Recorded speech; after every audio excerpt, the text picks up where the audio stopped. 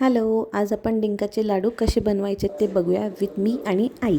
डिंकाच्या लाडूचं साहित्य: खोबर, मखाना, बदाम, काजू, किसमिस, पेंडखजूर, डिक आणि खारीक, विलायची, जायफळ करायचे.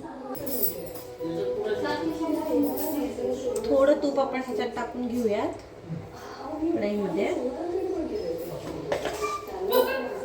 त्याच्यानंतर सगळ्यात आधी बदाम भाजून घेऊया. टाकू सगळे बदाम.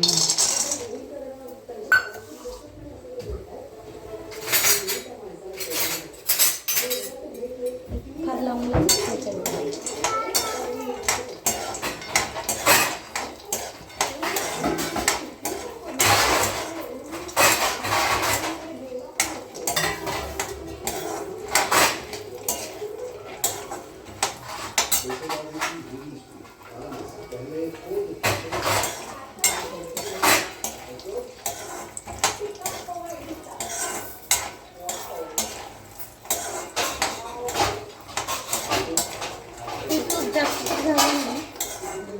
तूप जास्त झालं नाही ना बनवून.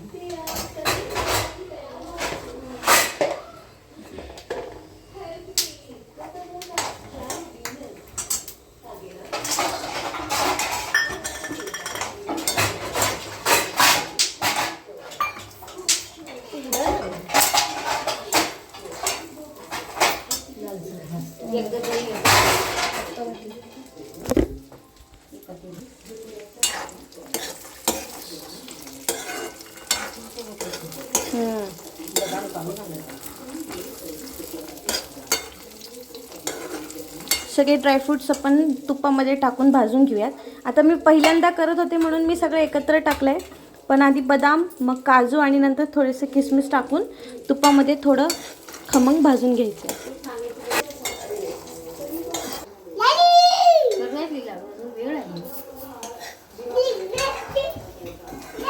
हे असं लालसर खोबरं भाजून घ्यायचं आहे आणि नंतर साईडला काढून ठेवायचं थंड होईपर्यंत. बटन दाबा. या लागेल. आता आपण खारीक भाजून घेऊयात. आता आपण मखाना टाकला आहे थोडा.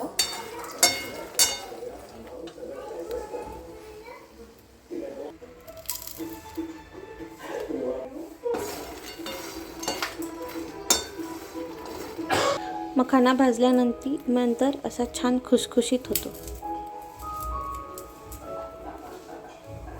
Let's try another one. Yeah.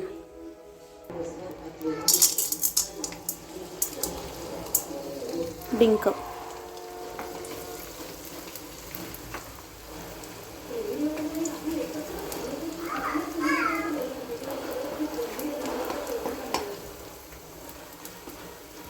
डिंक फुगून वर येईपर्यंत छानपैकी तळून घ्यायचं आपल्याला.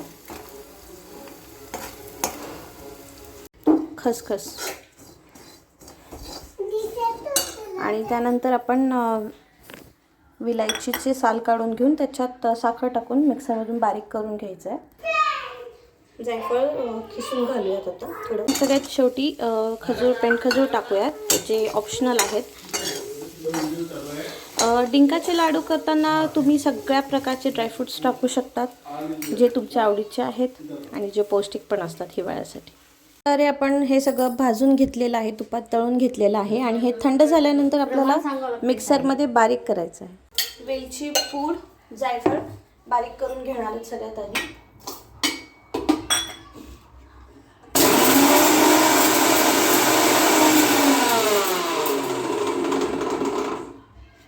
आणि त्यानंतर एक एक करून खारीक, खोबरं, डिंक, मखाना, पेंडखजूर वगैरे सगळं बारीक करून घ्यायचं.